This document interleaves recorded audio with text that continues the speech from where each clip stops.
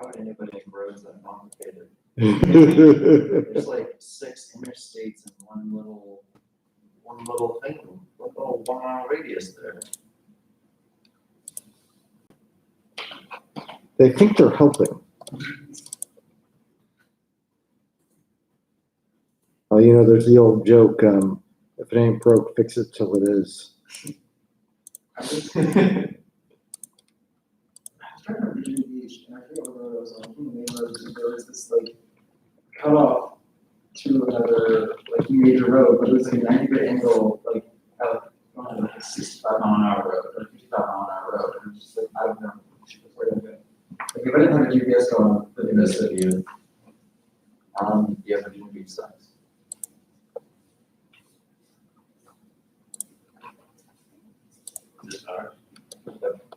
All right, well, this is our last in-person meeting.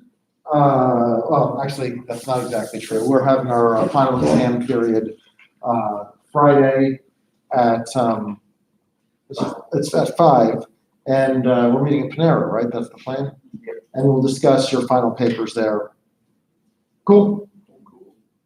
And yeah, so that's about it. I've had I really enjoy teaching these 451s. I think it's really enjoyable to go in deep on a great thinker like Augustine. I've also done these on Plato and Aquinas in the past. So I really enjoy them. You get your seniors who are really advanced, who you can have some pretty deep discussions with. So I enjoy it. And today we're going to end with Eric. So Friday we'll meet, we'll discuss your papers, and get me your final submissions. I've got the paper link open. Okay. Are we still supposed to say hello to Garn? Say hello to who? Grant. I said we should call him Gart when he comes in.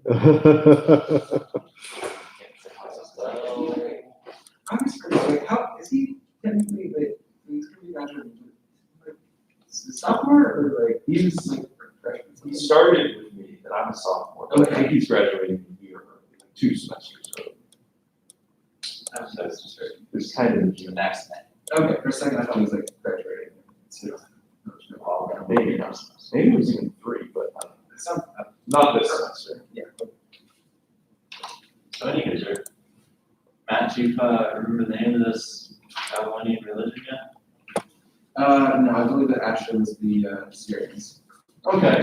Not related to this. Well, let's talk about this anyway, because this is what I got to talk about. I'm going to go on a big rant in the beginning here, and my rant's really just one sentence that says, I took this first page from Patrick Gardner's PowerPoint with his permission. So, and I really like how he juxtaposes these 2 creation stories. And, after we go through them, we're going to talk about them and tell you why I like it, and hopefully you'll like the idea too. But I guess some background information is the Enuma Elish was written by the Babylonians for their pagan, for lack of a better word, religion that they had in their nation. It was written before Genesis. Some scholars believe, most scholars believe that Genesis was written during the Babylonian exile. So the Jews at the time were hearing this Enuma Elish on a yearly celebration where they went through the streets and recited it over and over again. It was like, haha, look at our God, he's so cool.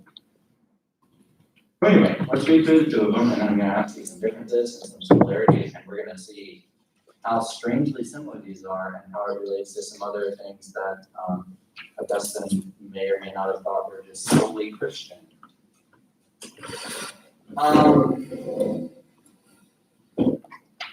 This is also a redacted version, so it can fit in one page. But does anybody want to read the half or all of the Enuma Elish section? I'll read it. Okay. 20 in the height, heaven was not named, and the earth beneath did not yet bear a name. In the primeval Apsu, yes. Apsu, who begat them, and Chaos, Tiamat. the mother of them both, their waters were mingled together. When of the gods, none had been called into being, and none were named, and no purposes were ordained. Then were created the gods. Marduk armed himself with a bow and arrows, a club and lightning, rolling his thunder and storms in front of him. He attacked. Tiamat was left alone to fight Marduk. They struggled as Marduk caught her in his nets. When she opened her mouth to devour him, he filled it with the wind that served. She could not close her mouth with his nails lasting in it, and he shot an arrow down her throat. It split her heart, and she was slain. He took his club and split Tiamat's water-laden body in half like a clamshell. Half he put in the sky and made the heavens, and he posted guards there to make sure that Tiamat's salt waters did not escape. From the other half of Tiamat's body he made from land. Okay, let me re-summarize that so we're all on the same page. We have two chaos monsters at the beginning of time before everything else. Freshwater and saltwater, Apsu and Tiamat, and they're most all chaos monsters are dragons or giant serpents like in Harry Potter. And those were the only two things that existed as sort of, supernatural entities, I guess. And they made the gods, this is very similar to how the Titans, we got the Greek gods. And then the gods were like, fuck you, mom and dad, and killed them. And then Marduk was the strongest, so he took over.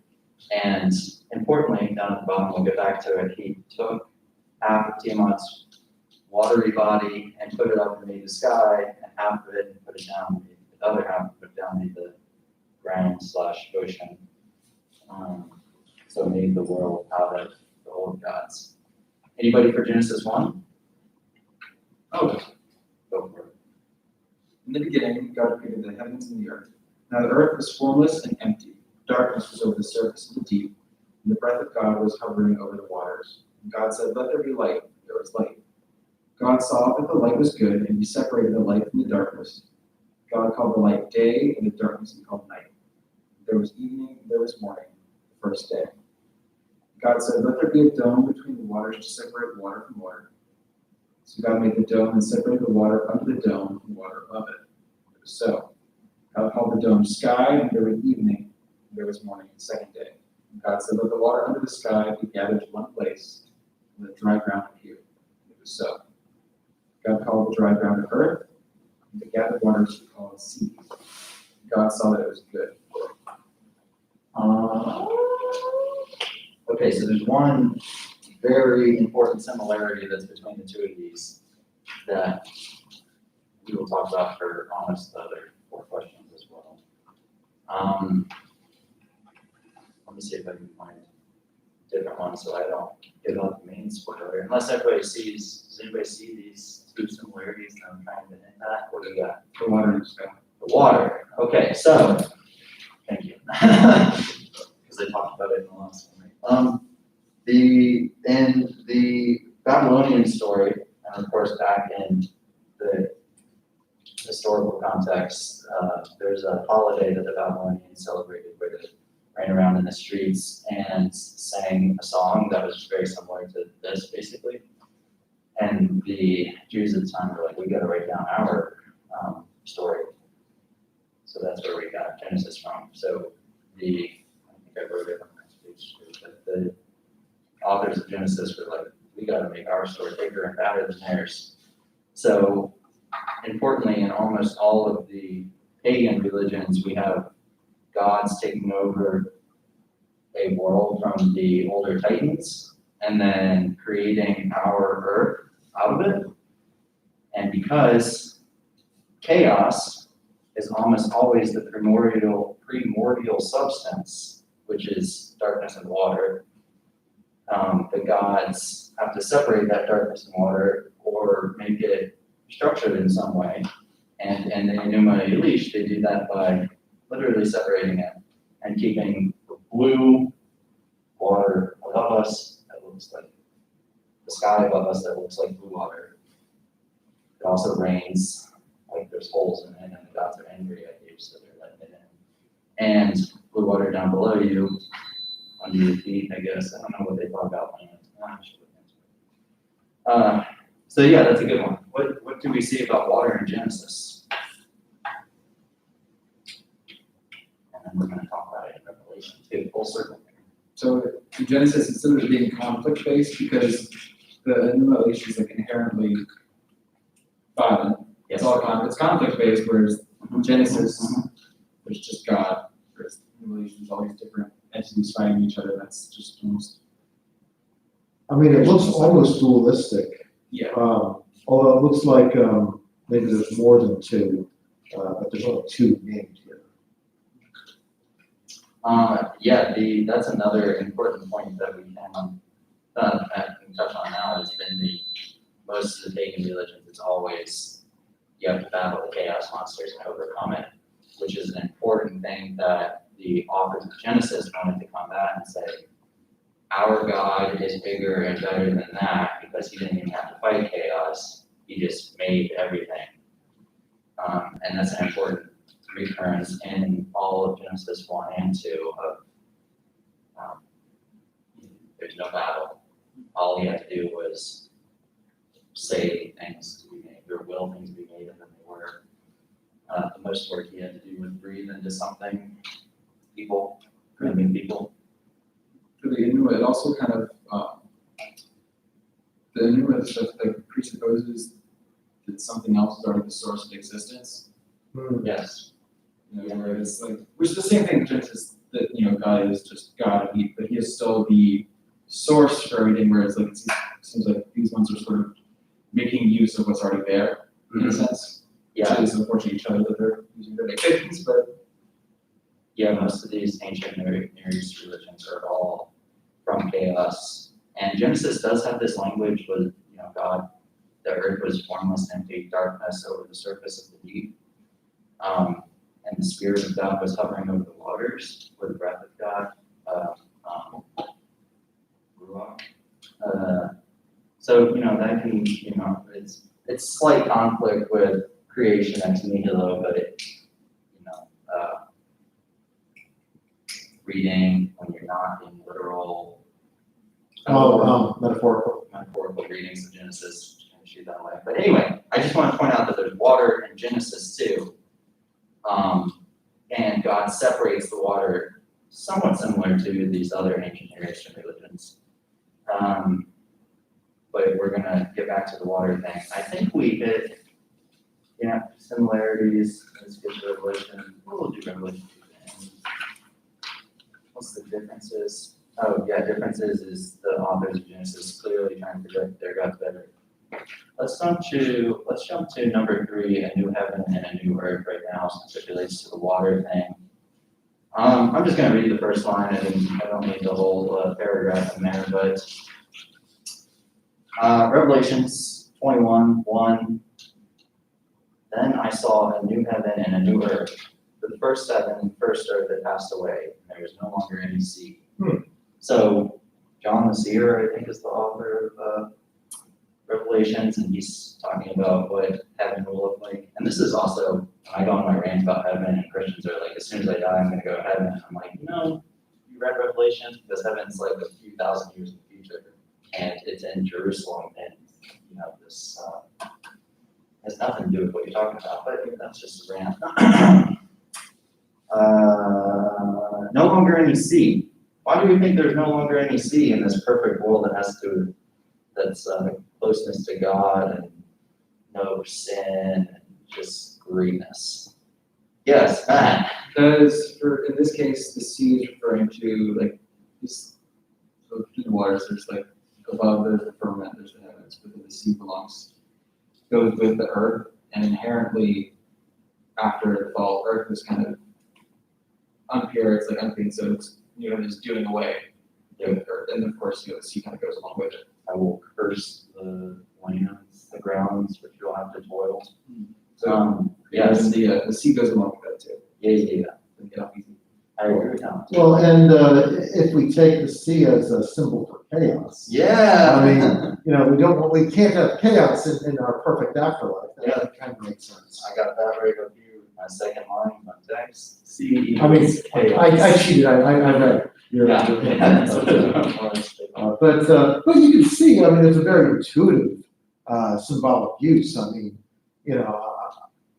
I think there are a few more common primordial fears than of, the vastness of the sea. That's, even to the day, we have, apocalypse movies that involve the sea, tidal waves, things emerging out of the chaos of the sea. Godzilla. So, still, these are current versions of old fears. Substitute the word Leviathan for Godzilla, and you've got an ancient, cherished one. Cthulhu. When your sea craft is pretty much as good as a hollowed out tree trunk for a canoe, then it's very easy to be afraid of seas with more than 2-foot swell. And then you go way out there and you're like, there's literally nothing. They were probably able to get that far away from land if they found them, but you go out there a few miles or 30 miles away from the horizon or away from land, and then it's just sea all the way around. Yeah. I mean, you ever want to be humbled? Go down to the Jamestown settlement where they've got those replicas of the original Jamestown ships. And you won't imagine crossing the freaking Atlantic Ocean in one of those tubs with 100 people and being on that thing for like a month. Yep. That's crazy. I mean, either that or brave. I'm gonna go with crazy. Yeah, I'll go. Perhaps desperate. But wow. And the ancient boats, would love, that's a luxury liner compared to what those ancients had. I saw a model of the Chinese exploring vessels that were around at, a little before that time that are just massive compared to those things. I'm like, Floating cities. and there's pretty strong evidence to say that they charted most of the world before Columbus. Strong evidence. Well, Are you lacking talking about the North America or Southeast Asia? well, Southeast Asia, obviously, Oh, and there's North some America. loons that think that they made it to like Washington State. Oh, yeah, no, most definitely. They might have made it to the Aleutians, I don't think they made it to the West Coast. I think they made it to the West Coast.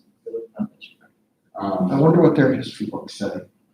Not the ones from China, but from other countries in the area.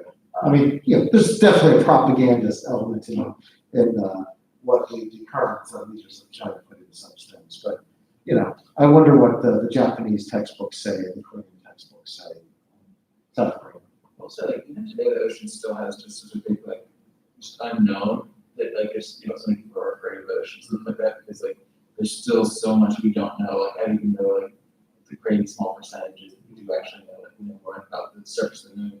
Is it like 70% we haven't explored yet? Yeah, it's something crazy like that. It's just so big. So trying to go to space. And then the ocean guys. Like I said, they had their moment. Sequest back in the 90s. Looking into the ocean was like a big place of our imagination. Since then, not really. There's still a Sequest like reunion kind of event in a spring in Florida where a bunch of old guys go down in their really old scuba gear and do like fake spy scenes underwater. Nice. It's pretty fun. I've never been.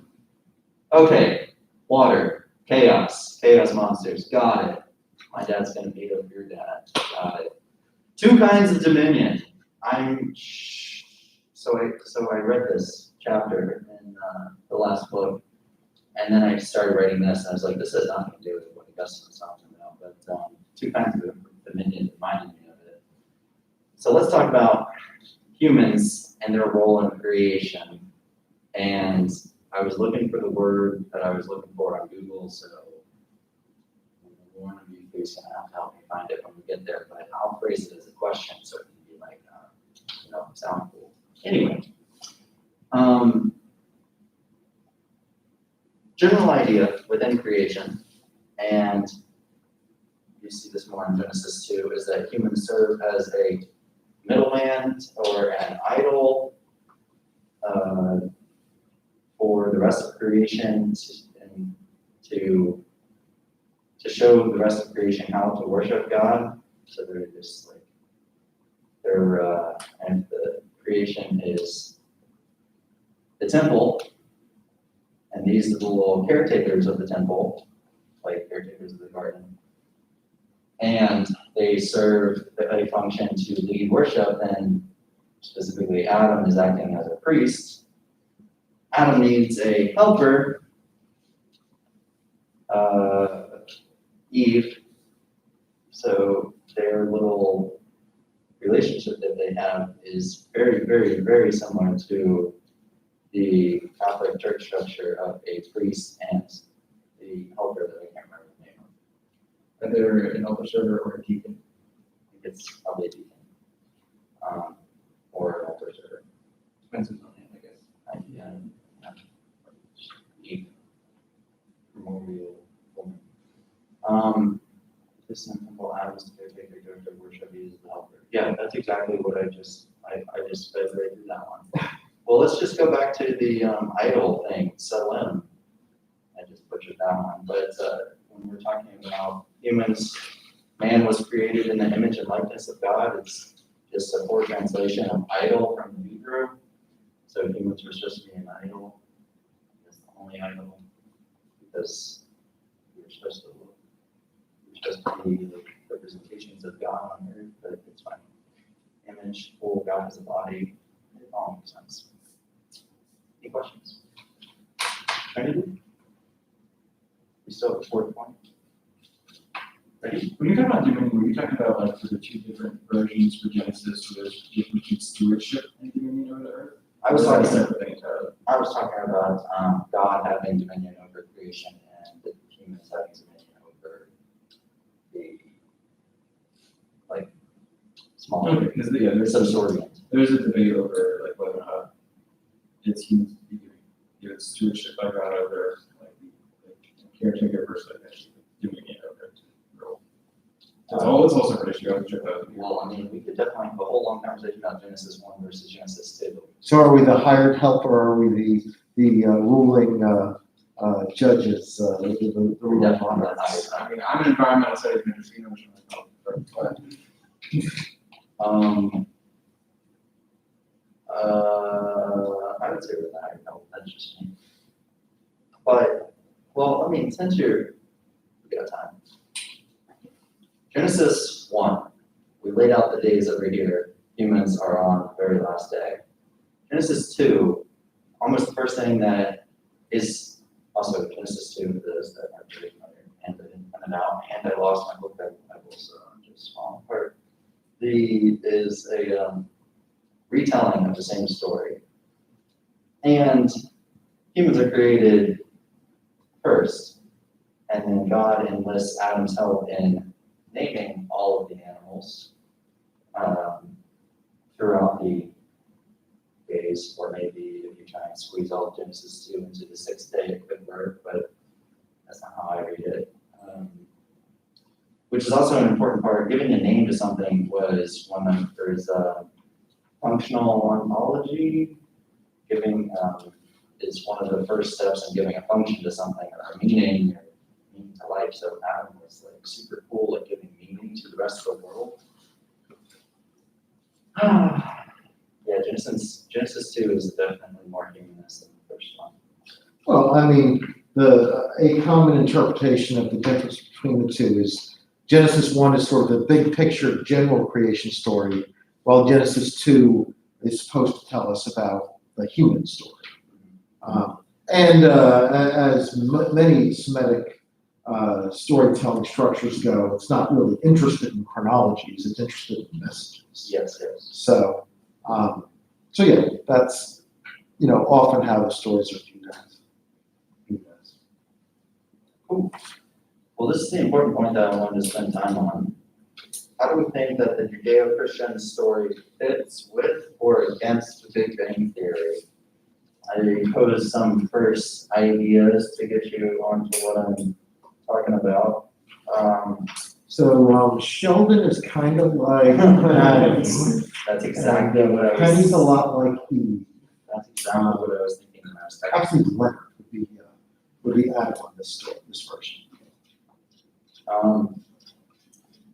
Pretty much every physicist will tell you that there was no before the Big Bang, just as there was no before Genesis 1:1a, because there was no separable matter or quantifiable change in matter, so there's no way to measure time. Second idea is that just as Genesis is written very big, broad things, and then as the days go on, make very complex things like humans at the end. Big Bang Theory, big explosion-esque thing. Gravityless gases that somehow coalesce into bigger atoms that grow close together and then form rocks and other gases that start burning, and then there's life living on them. Just like that. Anything else? I've thought about this a lot because I like watching videos about the New World creationists and laughing at them. I did have a physicist friend who told me that they were confident that exactly 4 minutes after the Big Bang is when hydrogen appeared. And the thing that was amazing to me wasn't that I disagreed. The thing that was amazing to me was just that it was said with such utter confidence, as if you could be sure about anything 4 minutes after the Big Bang.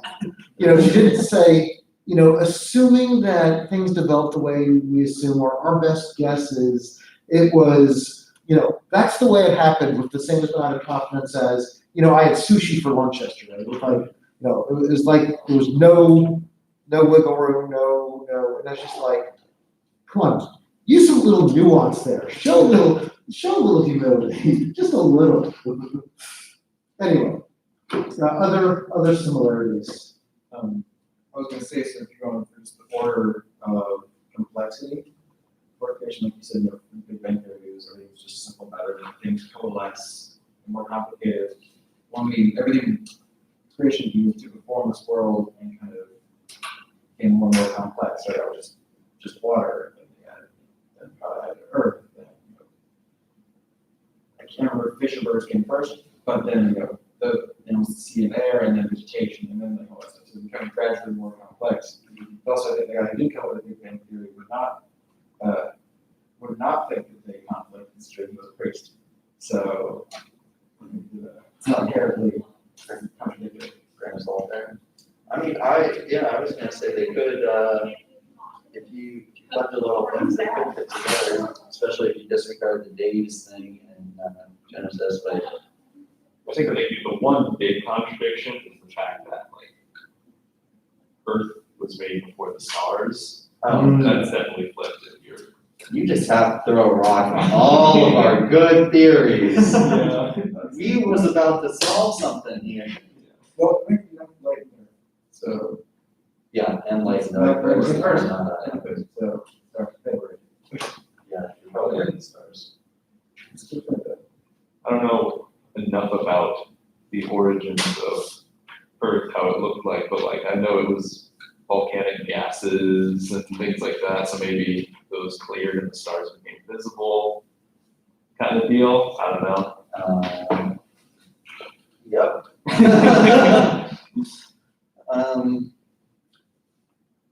Obviously, there's a lot of things that separate it, which is why there's a great many televangelists that yell at scientists or planetary evolutionarians, which is why Big Bang Theory is not really taken off in the Christian community.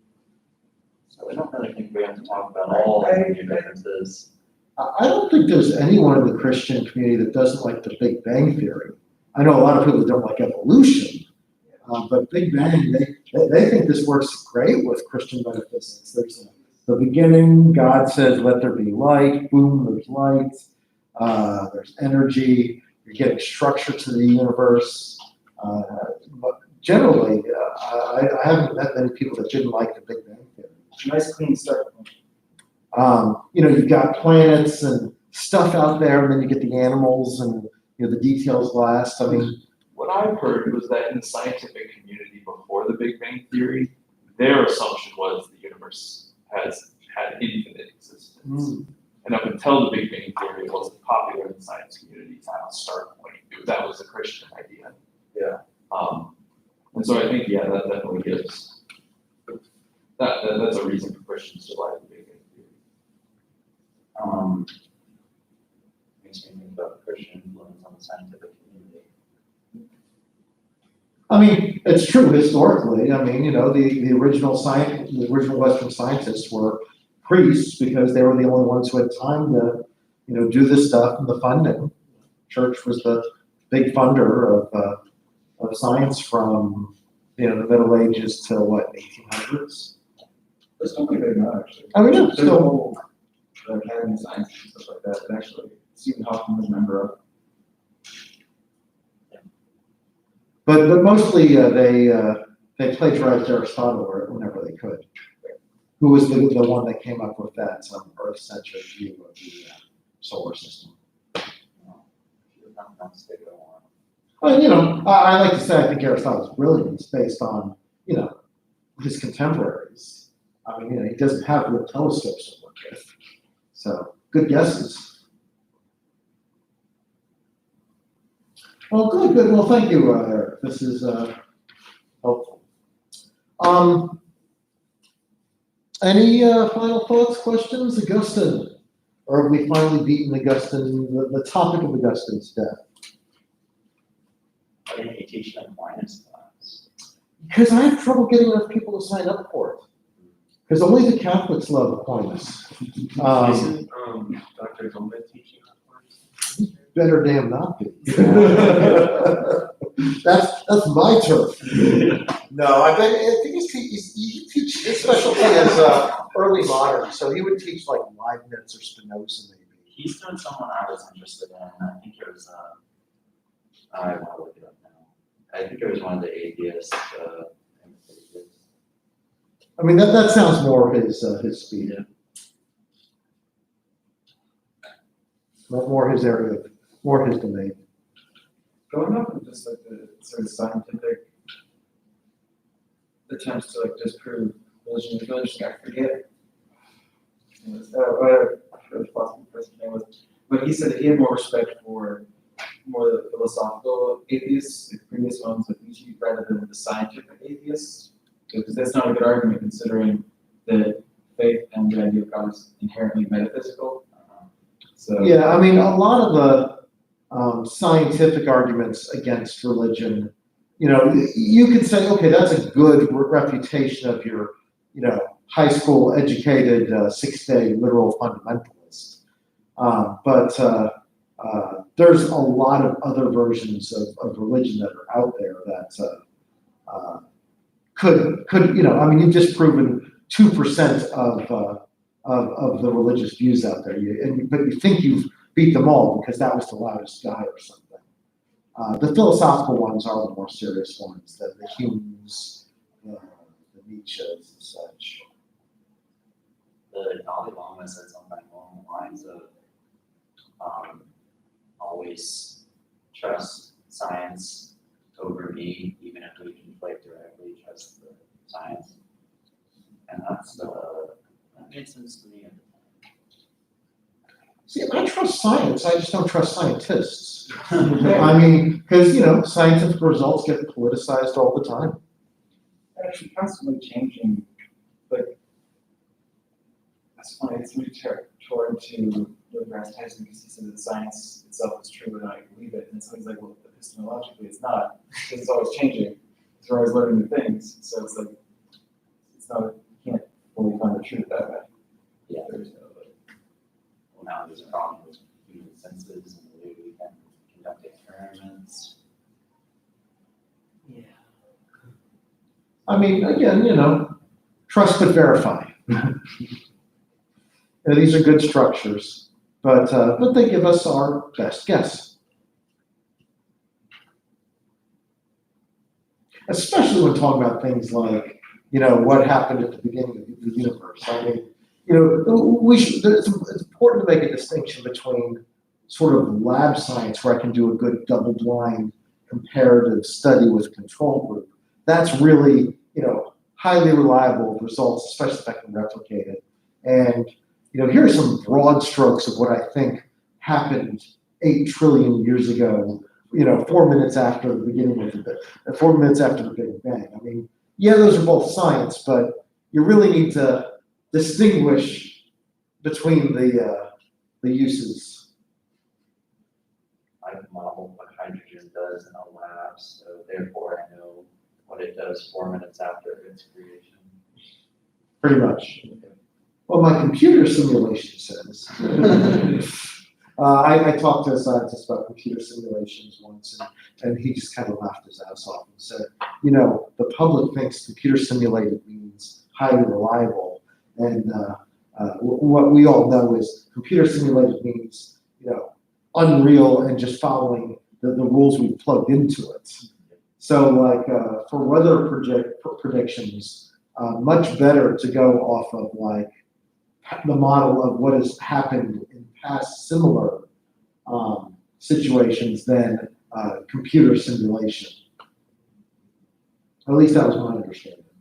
Seems like it's optimism bias is kind of up. I don't know. At this time last year, where there was the CDC still telling us not to wear masks. Yeah, I think so. I mean, no, I think they told us like 2 weeks before. It was like mid-April. They said, "Oh, remember that thing we said about regular people not wearing masks? It's the opposite of that." As a joke, I looked up just joke to see what gas mask prices were. The ones that were left were old Yugoslavian ones. Yugoslavia, the ultimate mark of quality. You see, here's how old I am. I'm old enough to remember that great work of Yugoslavian technology, the Yugo. It was the least expensive car you could buy in the early 80s. And there was a reason for that. I mean, I'm surprised that it was allowed on American highways. I mean, it was, a little tiny thing. Well, thank you, Eric. Thank you all. So Friday, we're just going to meet half an hour. And where's Grant? I don't know, probably right in this. Grant, why are you not here? Oh, Grant, why have you forsaken me? I'll have to go and look at these. Wait, probably. Wait, it's not.